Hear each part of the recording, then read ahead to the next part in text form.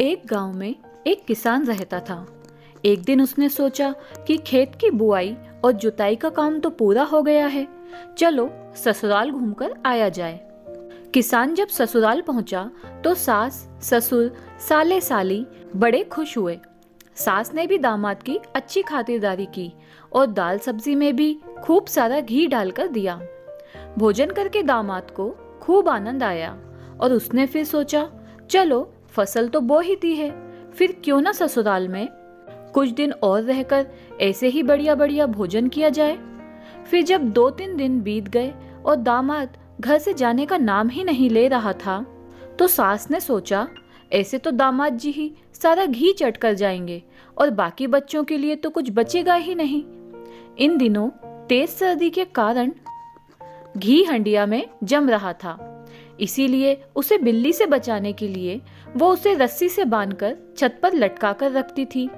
अब उसे एक युक्ति सूझी। जब भी दामाद खाने बैठता, सास उस हंडिया को उसकी थाली के ऊपर उल्टा कर देती और हटा लेती।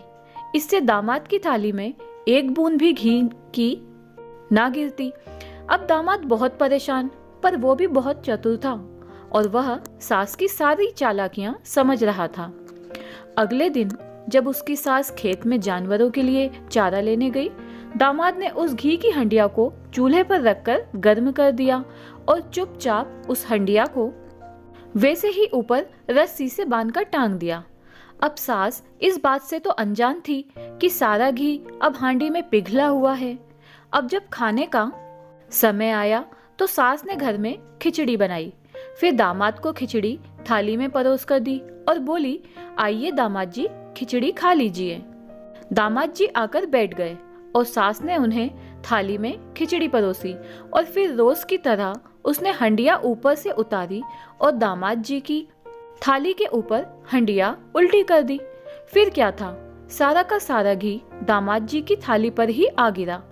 दामाद जी की थाली में सारा का सारा घी गिरने से सास तो अब हड़बड़ा गई और इसी हड़बड़ी में आनंद फानंद अपने बच्चों को आवाज लगाने लगी, अरे चंगू मंगू झुमरू झुमरी जल्दी आओ, आज तुम्हारे जीजा जी के साथ एक थाली में ही खाना खाते हैं।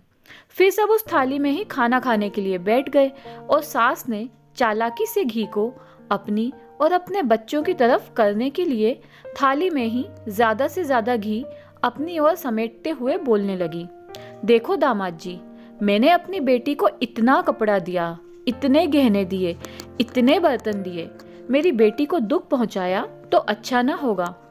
दामाद भी चालाक था और समझ रहा था कि घी की ढेरी बना बना के समझाने के बहाने सास सारा घी अपनी और अपने बच्चों की ओर समेट रही है। फिर दामाद ने तुरंत चालाकी की और सारा घी को अपनी तरफ करके खिचड़ी में घुमा घुमा के बोलने लगा, अरे थारी लड़की को जो कुछ कहे उसे यूं घुमा घुमा के चारों खाने चित्त कर दूं और खिचड़ी की तरह मुंह में डाल डाल के खा जाऊं। इस तरह सारी घी लगी खिचड़ी दामाद अकेला ही चट कर गया और सास और बच्चे देखते के देखते रह गए। तो दोस्तों, अब आप ही बताइए कि सास ज्यादा चतुर थी या उसका दामाद। ये थी हमारी आज की कहानी। आपको कैसी लगी कमेंट करके जरूर बताएं। तब तक के लिए धन्यवाद।